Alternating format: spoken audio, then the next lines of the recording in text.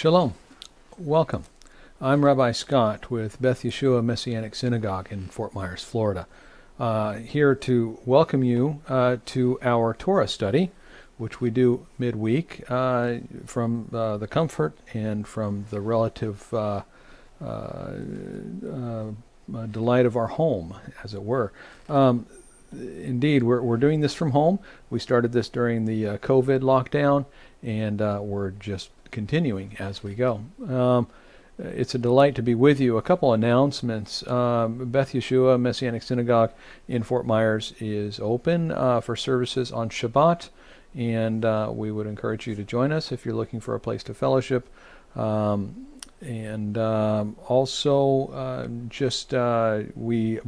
continue to broadcast our Shabbat services online. For those of you who would like to join us for Shabbat, that is online. It comes on YouTube, our YouTube channel here at 11 a.m. on Saturday, on Shabbat. So I encourage you to join us there. And then likewise recommend that you subscribe to our YouTube channel. This will allow you to get notifications for videos, broadcast teachings, and so forth. And we're excited to be able to provide these to you, and just grateful for the work of the kingdom and the work of Adonai through his Ruach, through his Spirit, during these times to encourage all of us. We are working with some new software, trying to get the hang of it, trying to get up to speed with it. And what you will see on your screen is this sort of thing that I can mix and match and share my screen with you, and or share different aspects of what we're doing. Looking at creating some source sheets, some resource sheets. As you can see, we have Bible Gateway and we have Samaria open on my screen, and we will do that to share some verses with you and some text, and sometimes to share some Hebrew with you, just whatever we're studying with week by week. We do follow the Torah portion, the calendar, as is traditional in the Jewish community, and so that's how we approach things. And so without further delay, I think we should just get started here. This week is Parsha Pinchas. In the English translation, you would read it, sometimes it's translated as Phineas, but in Hebrew, Pinchas. It is in Bamidbar, Numbers, chapter 25, verse 10 through chapter 30, verse 1. We begin with a summary of the Torah portion. When I used to do this with my children, we would have volunteers volunteer to do the 3-minute recap, the Torah recap of the Torah portion. And so those were fond memories to listen to them summarize the Torah portion. So I'll go through a summary of the Torah portion. Unfortunately, it probably won't be in 2 or 3 minutes. So in this portion of Pinchas, we have at the close of the previous Parsha, Balak, which we touched on last week. Remember the episode between the children of Israel and Balak, the king, with his ally Balaam, the pagan prophet, or Balaam, depending on how you pronounce it. Balak had hired Balaam to curse Israel. Instead, Balaam blessed Israel as he was overwhelmed by the power of the Ruach. He blessed Israel and did not curse, much to the dismay and frustration of Balak the king. After attempting 3 times to curse the Israelites, Balaam gives Balak another idea. Balak and the daughters of Moab conspire to tempt and lead astray the people of Israel. And the children of Israel were tempted and led astray, and they went after worshiping Baal of Peor. And Moses was responding to this outright sin and depravity that was in the camp when one man brought a Midianite woman actually into his tent to have relations with her in front of everyone, in front of his family. This was so public a display of idol worship and depravity and sin, everyone knew what was happening. And Pinchas saw this, and he arose with a spear in his hand and went after the man of Israel, and he speared both the man and the woman through while they were in the very act.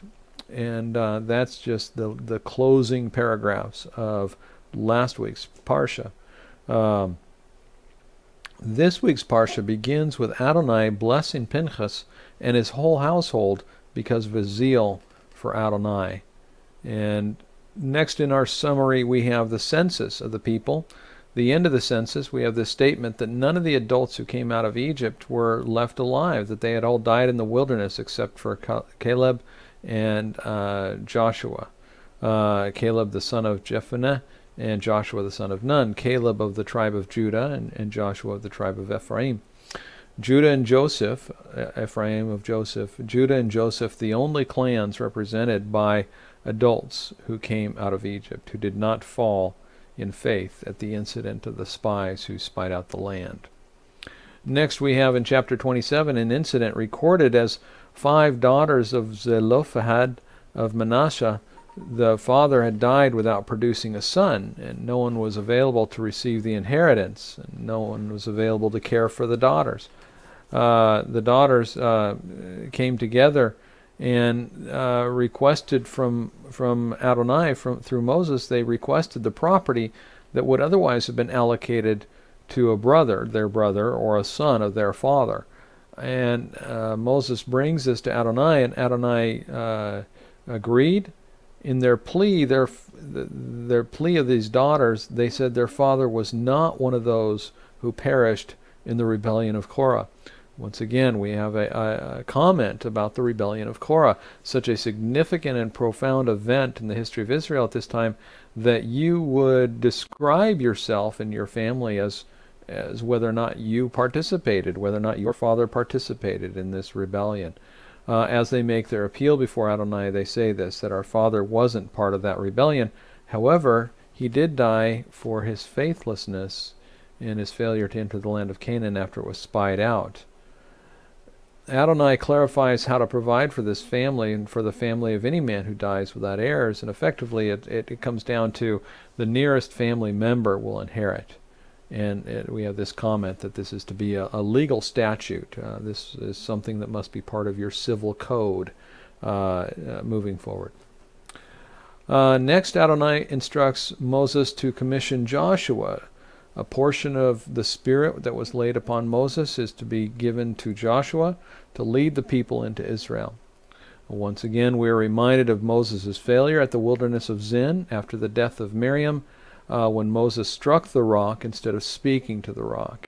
The waters of Meribah at Kadesh in the wilderness of Zin, the waters of strife, and when they came against Moses and against Adonai.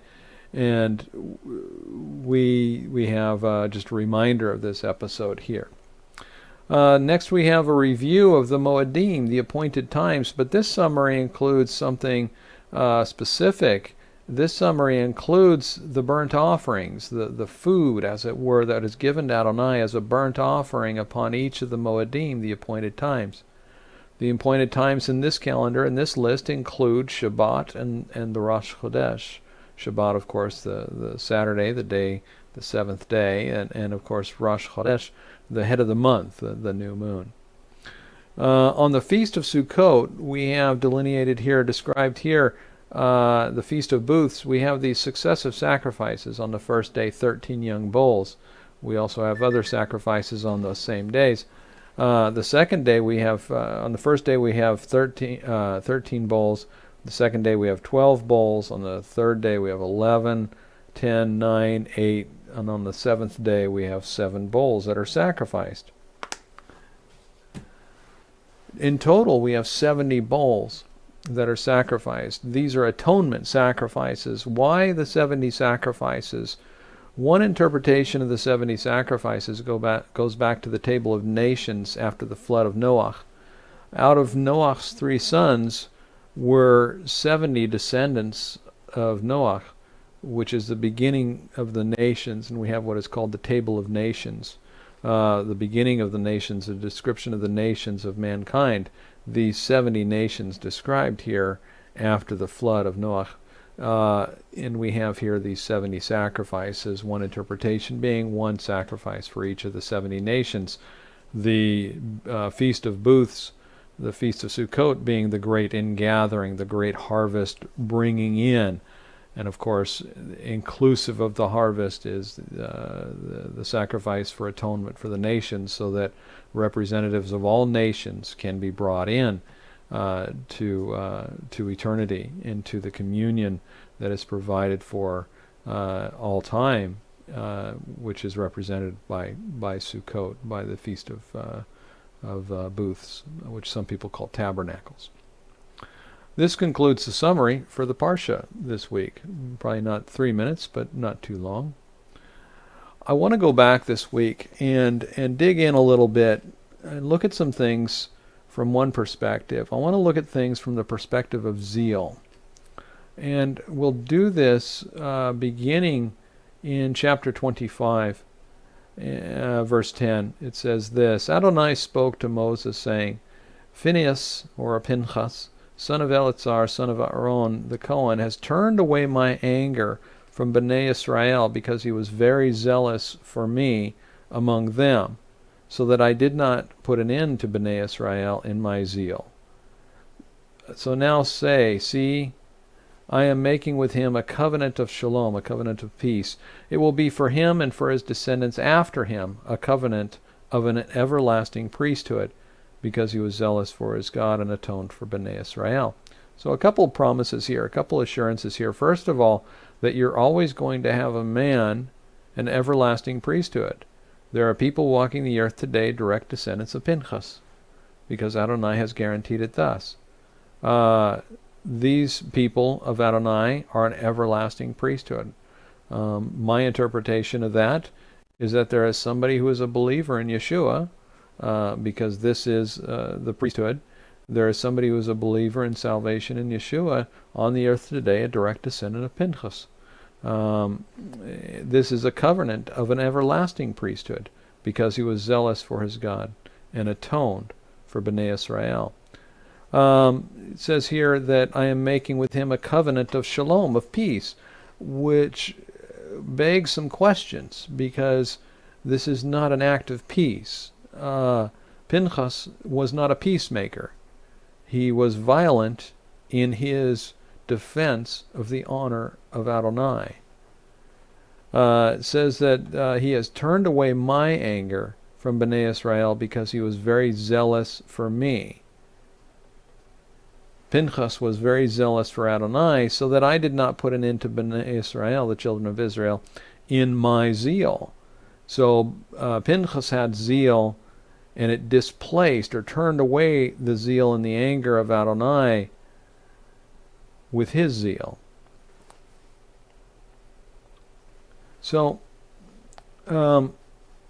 it says he was very zealous for Adonai, and I've thought about this to try to think of a way to describe zeal, to help us get our hands around zeal. What does zeal mean in the biblical understanding of it? What would I say about zeal?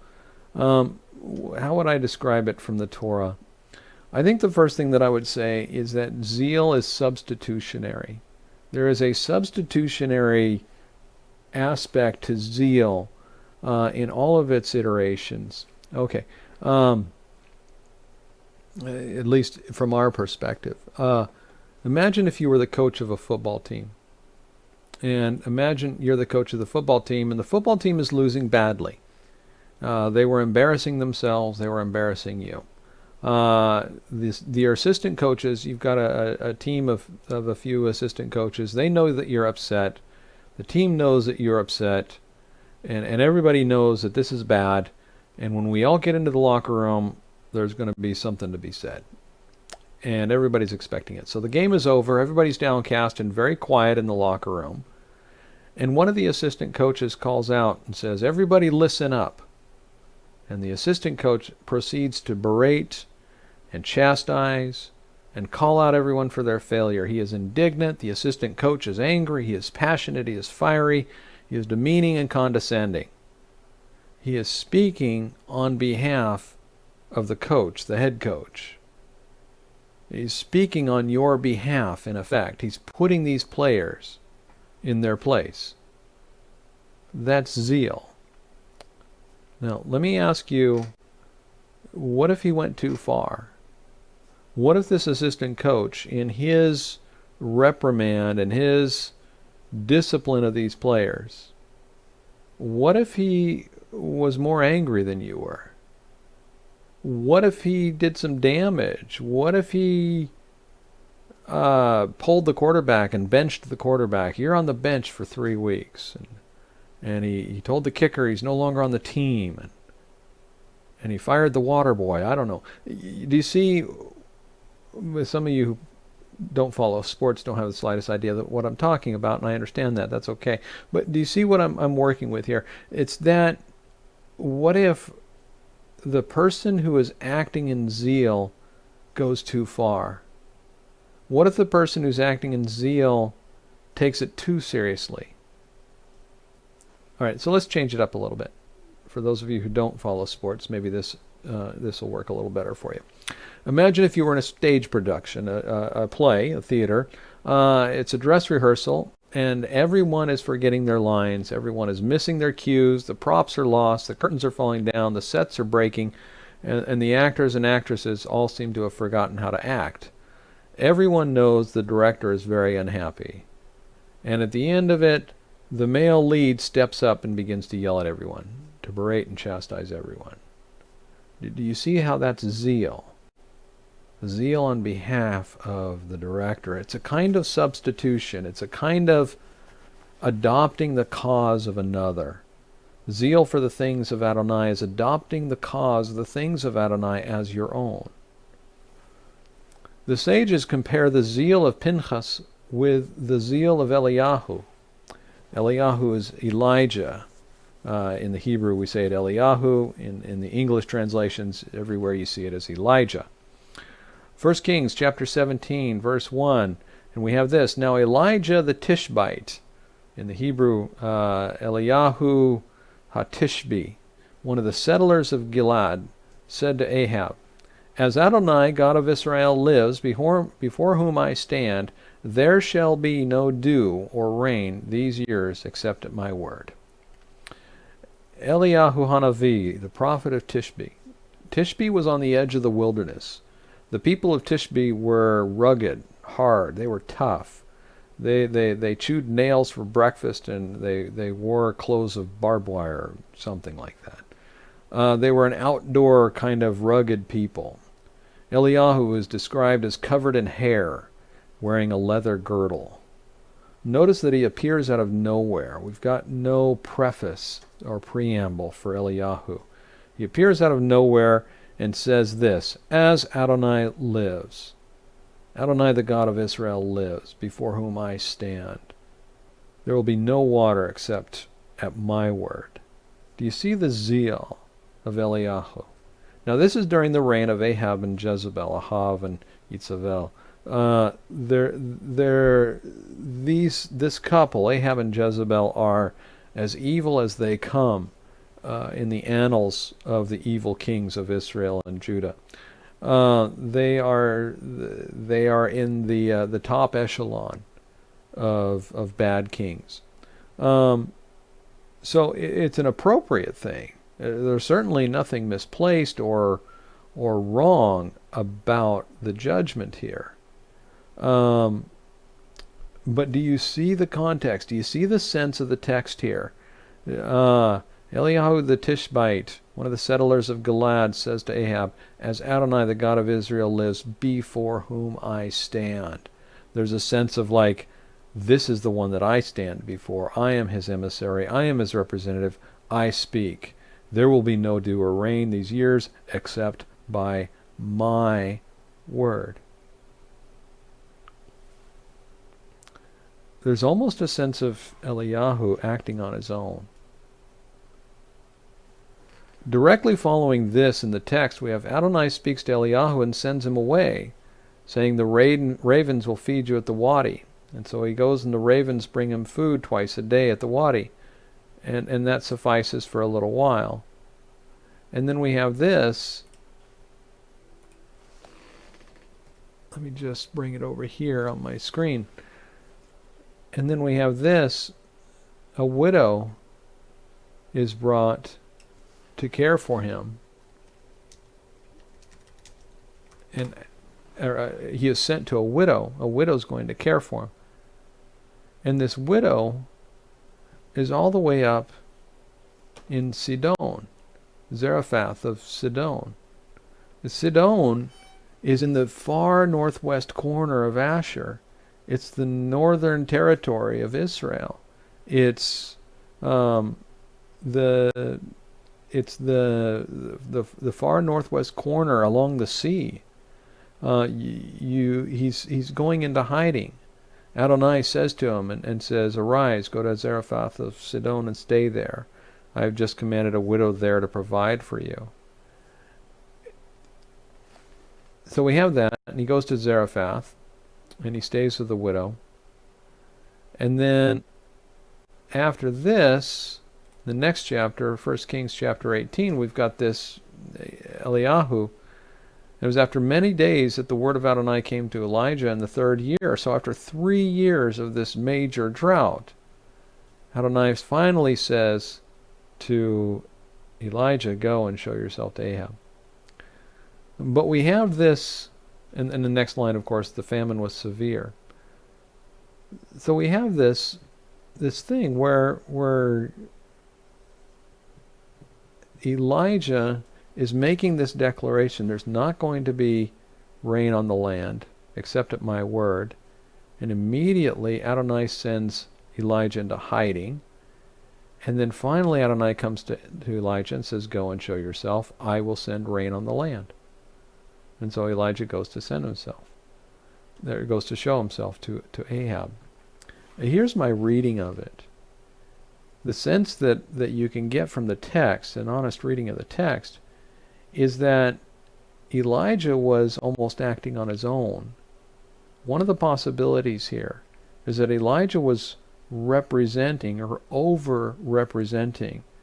You might say, in effect, he was overzealous. And he stood face to face and toe to toe with Ahab, which was a courageous thing, an incredible thing that he would do this. But there's a sense of almost overzealousness in it. All right, so next we have the episode of the prophets of Baal on Mount Carmel. Elijah is victorious over them, puts them all to death.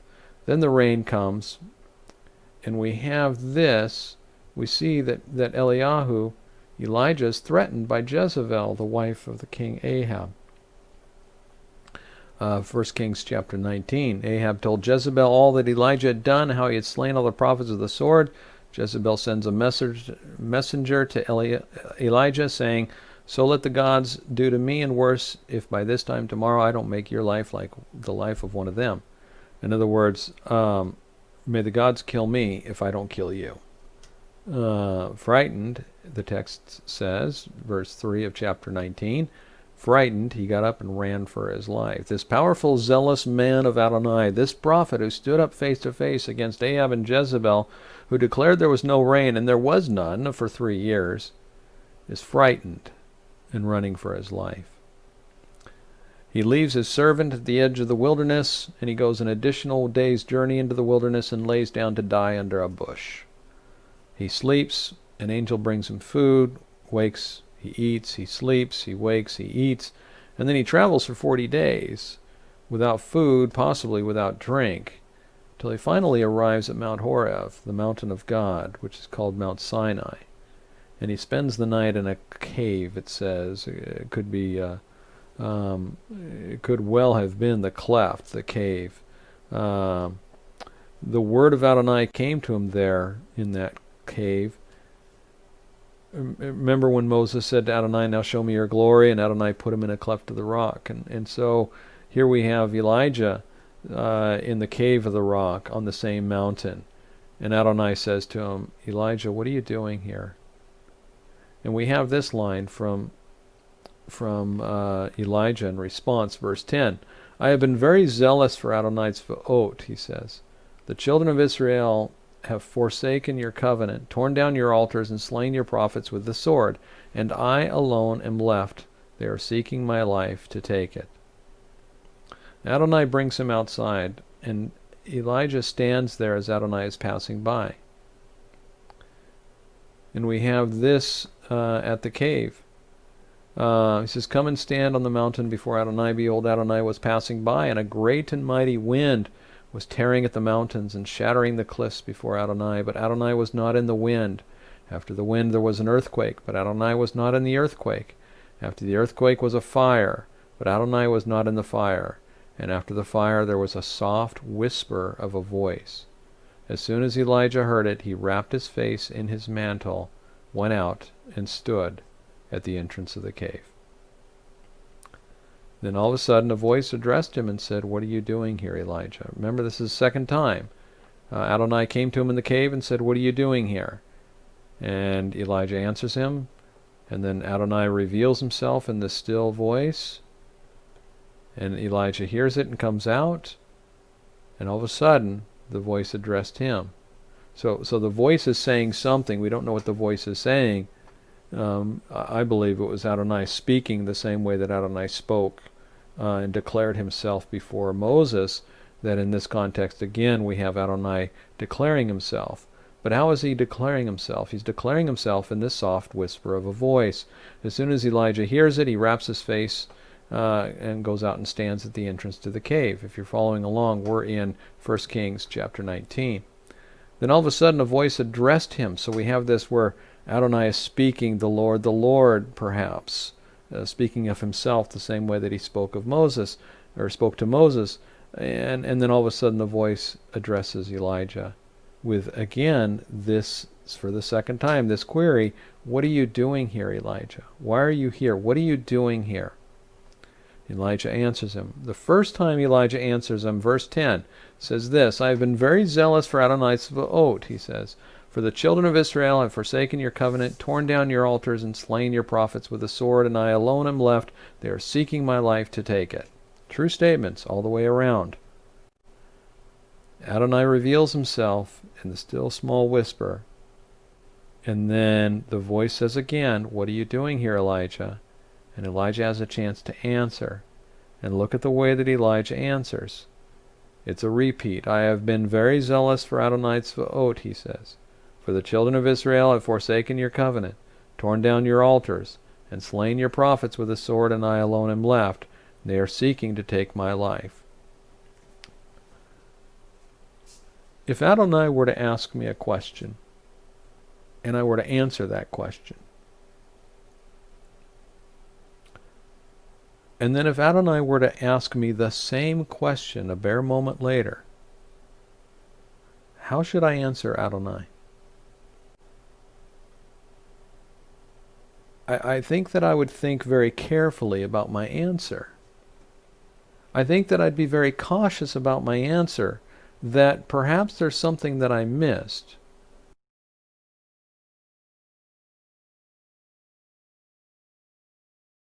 We've locked up. Well, it appears that we just locked up there, so I'm going to go back and just redo that little snippet, that little segment. It could be that we had a little hiccup on the video or audio side, so just bear with me if you will, please. The question was, if Adonai were to ask me a question, and I gave him my answer, and then a moment later Adonai asks me again the same exact question word for word, how would I answer him the second time? Would I perhaps be more cautious in my answer? Would I perhaps think about my answer? Would I perhaps pause and decide what I'm going to say? Notice that Elijah answers him in exactly the same word. "I have been very zealous for Adonai Tzvaot," he says, "for the children of Israel have forsaken your covenant, torn down your altars, and slain your prophets with the sword, and I alone am left, and they are seeking to take my life."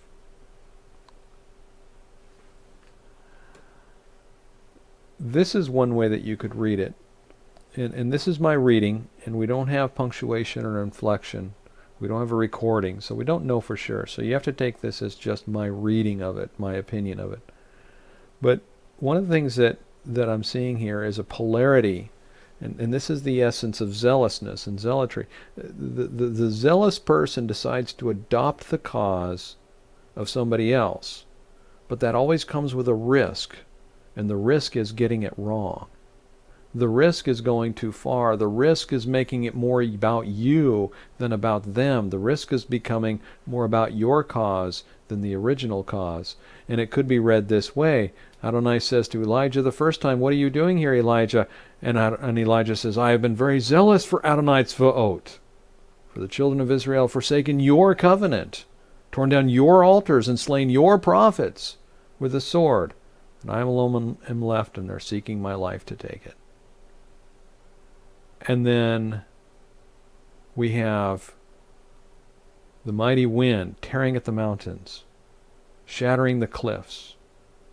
And then we have the earthquake. And then we have the fire. But Adonai was not in the shattering wind, the mighty wind.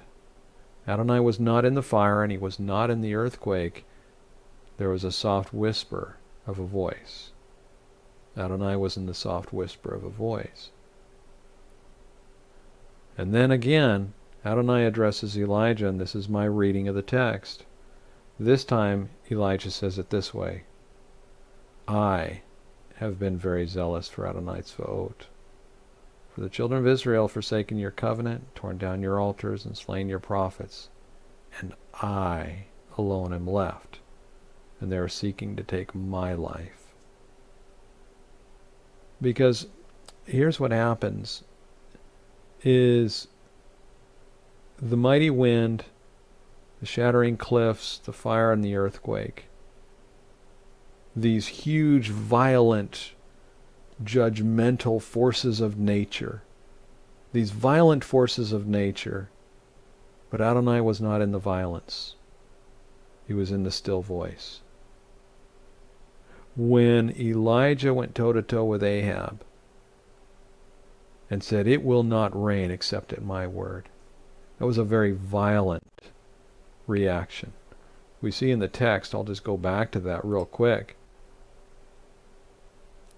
"It was many days the word of Adonai came to Elijah in the 3rd year, saying, 'Go show yourself, then I will send rain on the land.'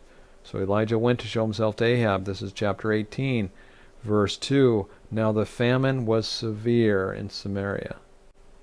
When a famine is severe, especially in an impoverished culture, or in a primitive culture, when a famine is severe, I mean, it's possible that people die. Many people's lives were made with great hardship. Look what we see in returning to chapter 19, verse 15. Adonai says to him, "Go, return on your way to the wilderness of Damascus when you get there." And he has some work for him to do. Verse 18, "I have preserved 7,000 in Israel, whose knees have not bowed to Baal, and whose mouth have not kissed him." Adonai has preserved a remnant. It is not Elijah alone. These remnant have not bowed to Baal. These people have not worshipped Baal. In fact, we see in the next chapter that some of them are prophets, and they did not stand toe-to-toe with Ahab to declare there was going to be no rain until I say so. Do you see the zealousness? And Adonai says this to Elijah, "Go, return on your way to the wilderness of Damascus. When you get there, anoint Hazael, king of Aram. Anoint Jehu, the son of Nimshi, king over Israel, and anoint Elisha, in the English, Elisha in Hebrew, as the prophet in your place." Here's my reading of it. Eliyahu is being retired. He's being retired. His forcefulness, his violence, his zealousness had served its purpose in that day to oppose Ahab and Jezebel. But his purpose was complete. And now he was going to go and anoint Elisha to replace him. So he goes and he finds Elisha. So there's two, and hopefully you can walk through these with me. Two conclusions are that Elijah was working in his own strength and had assumed zealousness and become overzealous for the cause of Adonai. And the second is that his zealousness served a purpose for a time, but then he was being removed from the scene.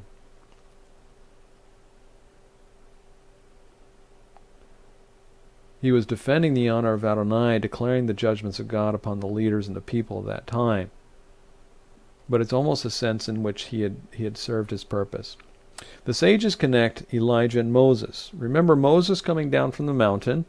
He went up on the mountain to receive the tablets. The tablets were carved by Adonai in the stone of heaven, in the emerald stone of heaven, if you will.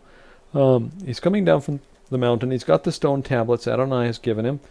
And he and Joshua hear the tumult from the camp. It's a song of debauchery and depravity. It's the golden calf and the immorality of the people. Moses comes down with the tablets in his hands and sees the depravity and throws down the tablets, shattering them at the base of the mountain. This is the story back at the giving of the tablets at Mount Sinai. Verse 7 of, believe Exodus 20 is where we are. Shemot, Exodus 20. Adonai says to Moses, "Go down, for your people, whom you brought up out of the land of Egypt, have become debased. They quickly turned aside from its path that I commanded them. They have made a molten calf, worshipped it, and sacrificed to it, said, 'This is your God, O Israel, who brought you up out of the land of Egypt.'" Adonai saying to Moses, "This is your people, whom you brought up." Adonai says to Moses, "I have seen this people, and behold, it is a stiff-necked people. Now therefore leave me alone, so my wrath may burn hot against them, so I may consume them, and make you a great nation." Verse 11, Moses sought Adonai as God, and said, "Adonai, why should your wrath burn hot against these people, whom you brought forth out of the land of Egypt, your people, with great power, with a mighty hand? Why should the Egyptians say he brought them out to do evil, to slay them? Turn from your fierce wrath, and relent from this destruction against your people. Remember your servants Abraham, Isaac, and Jacob, Israel, to whom you swore by your own self, and said, 'I'll multiply your seed,'" etc. And so it says, verse 14, Adonai relented from the destruction that he said he would do to his people. Now Moses turns and goes down the mountain. So we have this scenario. Adonai is angry, and it describes his anger as hot. "May my wrath burn hot against them." His anger, his wrath is hot against Israel. And Moses appeals, and Adonai blames Moses. He says, "Your people." And so Moses intercedes and intervenes. And Moses is turning and going down the mountain. Adonai relents from the destruction he said he would do. Moses turns and goes down to the mountain with the two tablets of testimony in his hand. The tablets are the work of God. The writing of them was the writing of God engraved on the tablets. Verse 17, when Joshua heard the noise of the people as they shouted, he said to Moses, "There's a sound of war." But Moses said, "It's not the sound of victory, nor is the sound of crying from defeat, but I hear the sound of singing." And then it happened, as soon as Moses came near the camp, verse 20, he saw the calf and the dancing, and his anger burned hot. So he threw the tablets out of his hand and smashed them at the foot of the mountain, indicating that he threw them and smashed them. Very deliberate. But look at that. His anger burned hot, it says in the English translation. So we go from Adonai being angry with his hot wrath, Moses intercede, and now we have Moses being angry. This is Moses' zeal. His zeal here for the things of God, adopting the things of God. Numbers 20. We have another occasion of Moses' zeal. In Numbers 20, we have this. Let me pull it up on this screen here.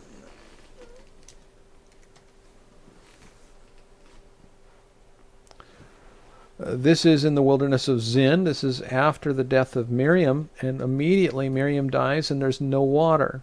The people assembled against Moses and Aaron. People quarreled, and Adonai appears to them and says, "Take the staff, gather the assembly, you and your brother Aaron, speak to the rock before their eyes, and it will give out its water. You will bring out water from the rock. You will draw forth water from the rock." you will give the community something to drink along with their livestock. So Moses takes the staff from before the presence of Adonai. This is the staff. This is the staff that was budded and flowered and bore almonds. This is the staff that was in the presence of Adonai in the most holy place. Moses and Aaron gather the assembly in front of the rock, and he said, "Listen now, you rebels, must we bring you water from this rock?" Notice the tenor of Moses' response. Moses raises his arm and strikes the rock twice with the staff. Water gushed out. The community and its livestock drank. Adonai says to Moses and Aaron, "Because you did not trust in me so as to esteem me as holy in the eyes of Bnei Israel, therefore you will not bring this assembly into the land I have given to them." These are the waters of Meribah, where Bnei Israel contended with Moses, and where Adonai showed himself holy among them. So we have this scenario here where Moses was called to speak to the rock, to draw forth water from the rock, rather than to force water from the rock by violence. Take the staff, it says, and speak to the rock. And how does Moses say? He doesn't speak to the rock. What does he speak to? He speaks to the people. "Listen now, you rebels. Must we bring you water from the rock?" Do you see?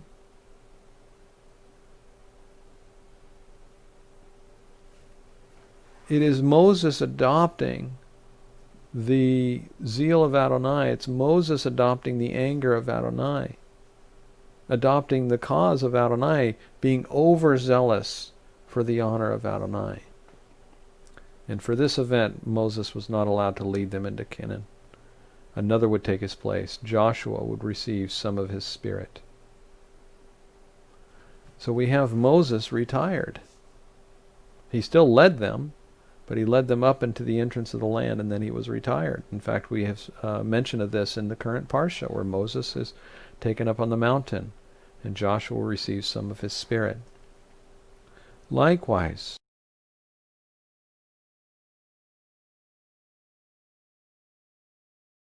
so likewise, Elijah was retired at Horeb. Likewise, Elijah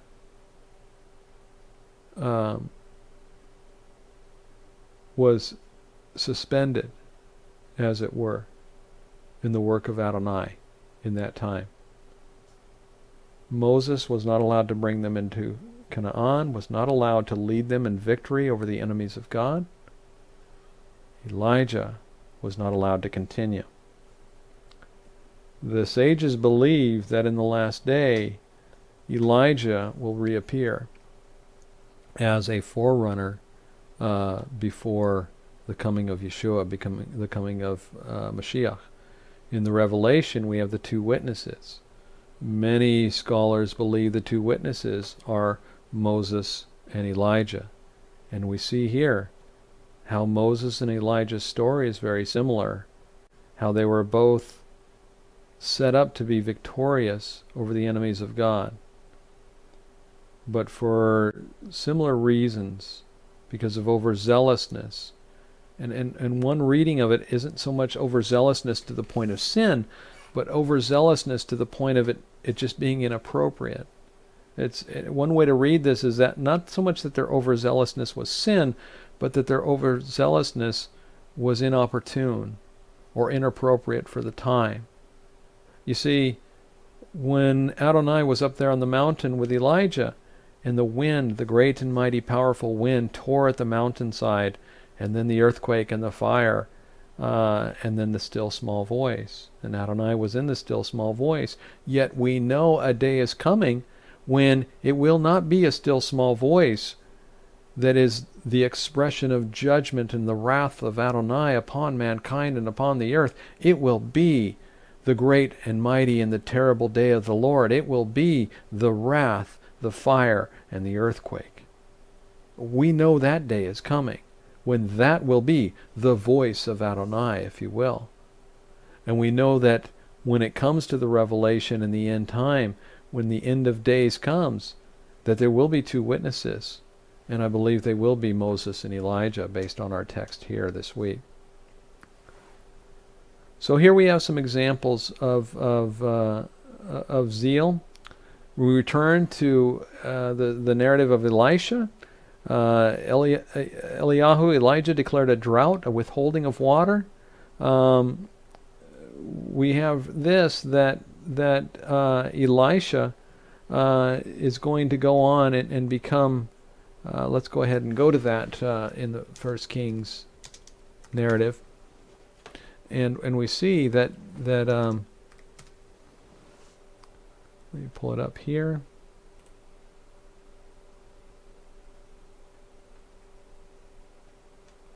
And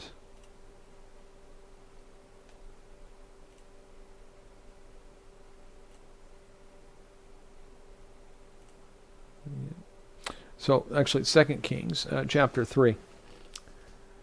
And it came to pass when Adonai was about to take Elijah up by a whirlwind into heaven, Elijah went with Elisha from Gilgal. Elijah said to Elisha, "Stay here, please, for Adonai has sent me on to Bethel." But Elisha says, "As Adonai lives, as you and I live, I will not leave you." So they went down to Bethel together. Now we see here the sons of the prophets at Bethel coming out to Elisha and speaking to him. "Don't you know that Adonai is going to take your master away from you today?" And he says, "Yes, I know. Be silent." And so we have this, that Elijah says to him, "Stay here." And again, Elisha won't. Elisha's going to stay with Elijah until he's taken up. They're walking along and they're crossing over at the waters, and at the waters of Jordan. And Elijah turns to Elisha and says to him, "Ask what you will from me before I'm taken from you." And Elisha says this, "Please let a double portion of your spirit be upon me." Remember when a portion of the spirit of Moses was given to Joshua. Here again we have a portion, this time a double portion, of the spirit from Elijah laid upon Elisha. Elijah responded, "You have asked for a hard thing. Nevertheless, if you see me when I'm taken up, it'll be so." As they're walking along, behold, a chariot of fire and the horses of fire separated the two of them. Elijah went up by a whirlwind into heaven. As Elisha was watching, he was crying out, "Avi, Avi, the chariots of Israel and its horsemen." Then he saw him no more. So he took hold of his own clothes and tore them in two pieces. This is that lamentation, my father, the chariots of Israel and its horsemen." In other translations, the horsemen and the chariots of Israel. A very powerful statement of lamentation, of being separated, of not being able to hold on any longer as someone is taken beyond to the other side. This was my lamentation when my father passed away last fall, as he slipped from here into eternity.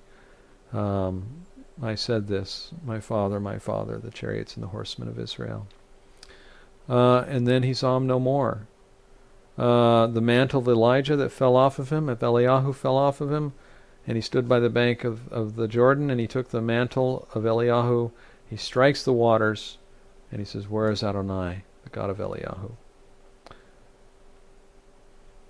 So what happens then is this: there were 50 prophets that kind of observed this throughout this kind of final day, this little drama that played out between Eliyahu and Elisha. And these 50 prophets now see Elisha, and they recognize that the mantle of Elijah has been placed upon Elisha. And this mantle, this anointing, is the anointing of Adonai in power. And they recognize that, but then they do something. They speak to Elisha and they say, "Look, there are 50 strong men with your servants." This is in verse 16. "Please let them go and search for your master. Let us go and look for your master. Let us go and look for Elijah." And listen to this. "Perhaps the Ruach Adonai, the Holy Spirit, the Spirit of God, has taken him and thrown him upon a mountain or into some valley." So, on the one hand, we recognize that the mantle of Eliyahu is upon you, but actually we really want to go find Elijah. And he says, "No, don't do that." And they urged him, they pleaded with him until he was, it says here in this text, he was ashamed. So they sent the 50 men, and they searched for 3 days, and they didn't find him. They went looking for Eliyahu. They didn't find him. They came back to him while he was staying in Jericho, and he said, "Didn't I tell you not to go?" And then the men of that city said to Elisha, "Look now, the situation of this city is pleasant, as my Lord sees. It's a nice town." Jericho was a pretty incredible town, but the water's bad and the land is barren. And so Elisha says this, "Bring me a new jar and put salt in it." And so they brought a new jar and they put salt in it. He went out to the spring of water and threw the salt in, and says, "Thus says Adonai, I've healed this water." So the waters were healed to that day. So here's what we have is, at the beginning of Eliyahu, we have him declaring a drought, standing in zealous violence against the people, against the kings, against the leadership, withholding water. And here we have, at the beginning of Elisha's ministry, providing water at Jericho, of all places, graciously. Even though the prophets of Jericho went searching for Eliyahu, they weren't satisfied with Elisha, they wanted Eliyahu, they went searching for Eliyahu. When they did this, they didn't give him honor. They didn't honor the anointing of Adonai, and it dishonors Adonai, truthfully. Yet in spite of that, Elisha blesses them in their town, and he heals the water here by the power of the Spirit. So from there we have Elisha going on up to Bethel. As he was going up along the road, some young boys came out of the city, and they mocked him, saying, "Go on up, baldy, or you bald head.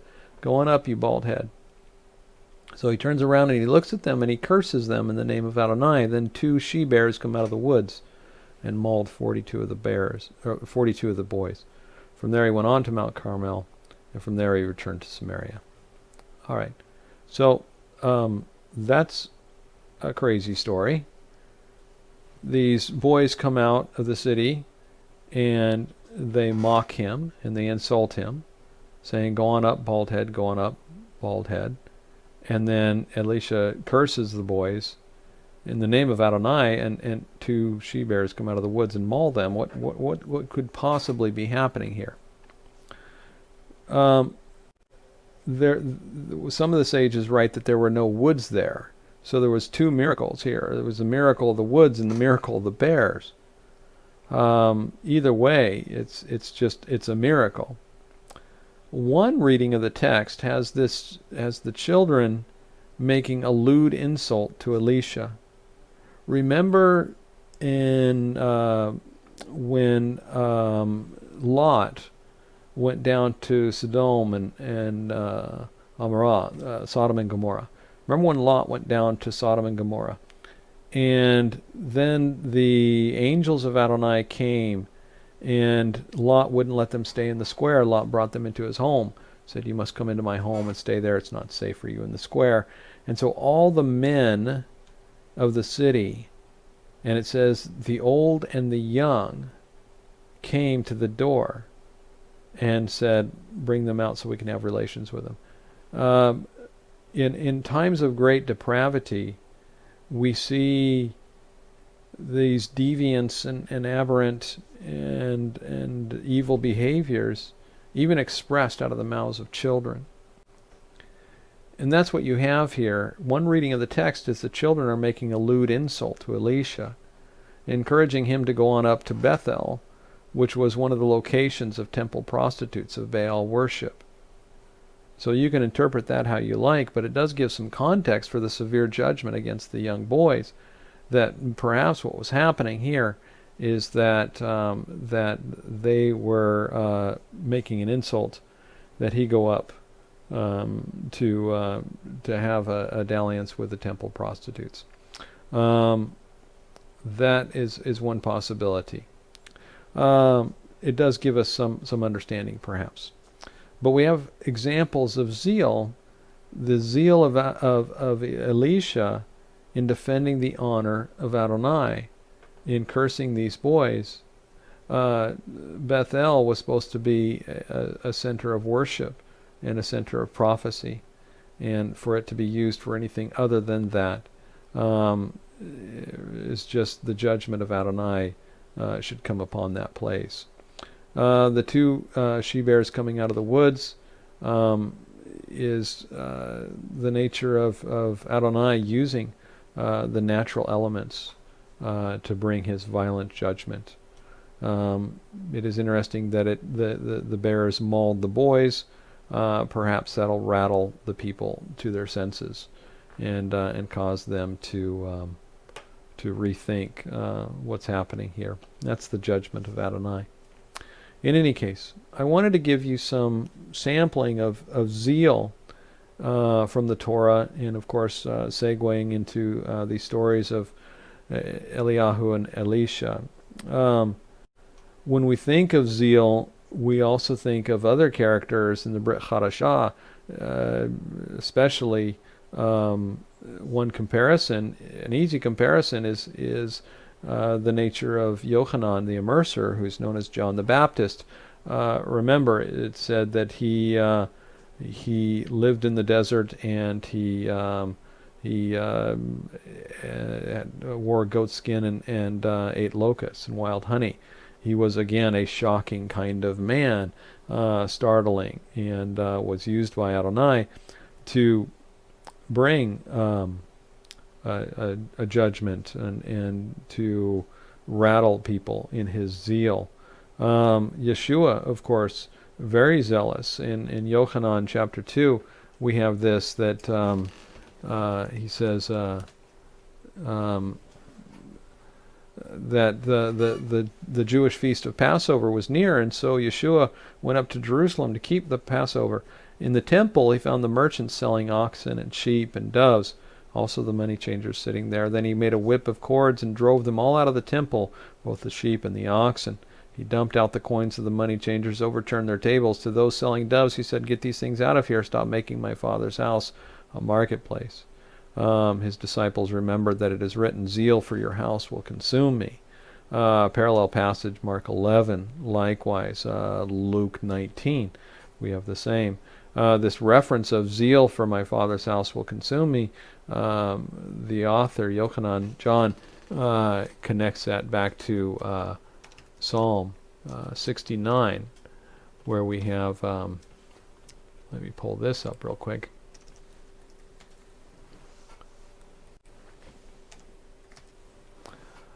Psalm 69, verse 8, "I have endured scorn for your sake. Disgrace has covered my face. I have become a stranger to my brothers, a foreigner to my mother's children.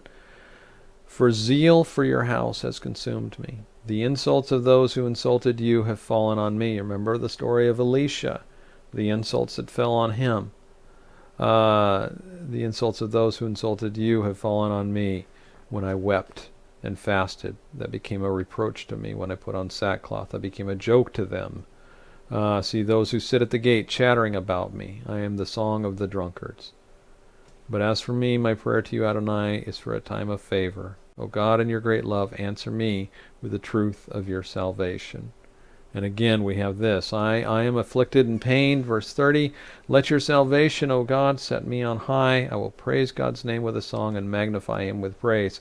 This is the response of zeal for your Father's house, for my Father's house, zeal for my Father's business. It is a lonely place to be, but I am afflicted. Let your salvation be my comfort. I will praise God's name with song, and I will magnify him with praise.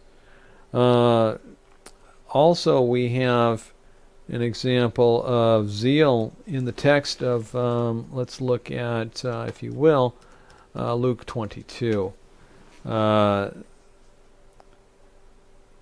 Yeshua has completed the Seder and has gone up to the garden to pray, and while he was up there, some of the Talmudim were with him.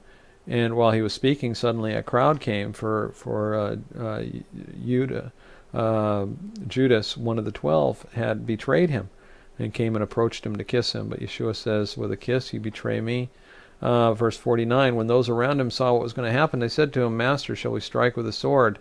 One of them struck the servant of the Kohen Gadol and cut off his right ear. This is Kepha, Peter. Yeshua answered and said, "Stop this now," and he touched the man's ear and healed him. This is the zealotry, the zealousness of Kepha in defending Yeshua, as if Yeshua needs any defense. It says, "Have you come out with me in swords and clubs, as if you would? Every day I was with you in the temple, yet you did not lay a finger on me." This is Luke 22. We have the parallel passage in John 18, if you want to turn there as well. Yeshua says, "I tell you, if you're looking for me, let these men go their way." Simon Peter, who had a sword, drew it and struck the servant of the Kohen Gadol, cut off his right ear. The servant's name was Malchus. So Yeshua said to Peter, "Put the sword into its sheath. The cup the Father has given me, shall I never drink it?" And so off they went.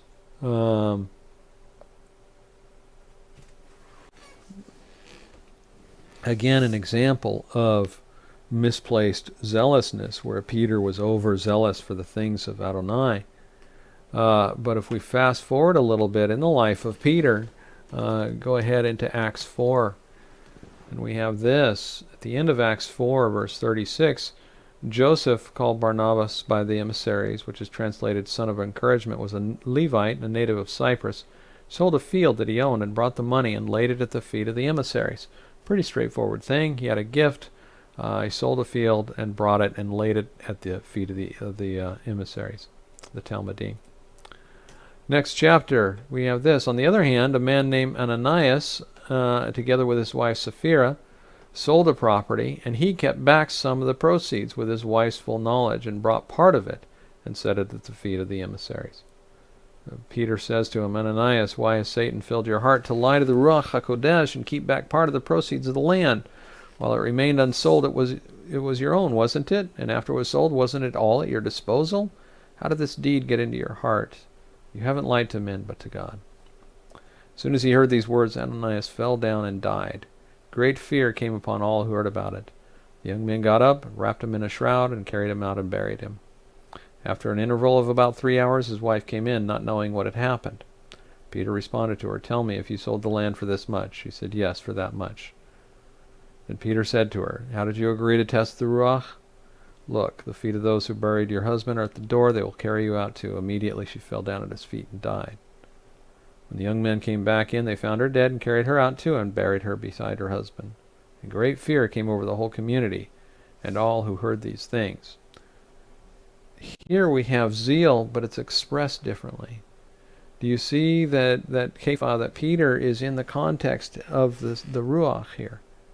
He is not overzealous. He is not overwhelmed. He has not exceeded his bounds or his role in this scenario. In fact, it's interesting that it appears that Kepha knew what was happening. That's why the young men were told to go out and bury Ananias without telling the spouse, because I believe Kepha knew that in a few short hours his spouse was going to be dead as well. So it wasn't necessary to rush about and tell the spouse and have her come and let her know that her husband had just perished because he lied to the Ruach, because Kepha knew. And yet, in spite of that, it's almost a sense of lamentation or a sense of sadness that he says this. How did you agree to test the Ruach Adonai? Look, the feet of those who buried your husband are at the door. They will carry you out too. And there is a sadness to it.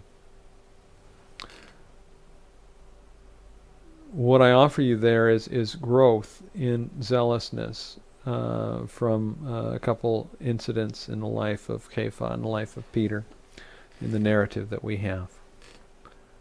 So this is what I have to share with you this week. We have the example of Pinchas, whose zealousness, adopting the things of Adonai, was the right thing, the right time, to the right degree, the right magnitude. And we see that perhaps Moses and Eliyahu, Elijah, their zealousness was reserved for a future time. And I believe we're coming closer to that future time. And that is the prophetic nature of these days, the Acharit Hayamim. These days will be the days when the zeal of Adonai is on display. And that's one of the things we want to see from the Acts. Many of us want to see the healings and the miracles and the work of the kingdom and the growth and the harvest that we see in the book of Acts. But there's another aspect to these days, and that is that the zeal for the things of Adonai will become more and more prominent and more on display. So thank you for joining me tonight. As always, please respond in the comments. Please share with me any questions that you might have. If you want to take up a discussion on the sidebar and discuss some of these things, I look forward to that. May Adonai bless you and keep you this week. Please be in touch if you need anything, and let us know how you're doing. With all the blessings and the peace, the shalom of Adonai. Shavua Tov, a good week to you. Perhaps we'll see you or hear from you on Shabbat. And may Adonai bless you. Shalom, shalom.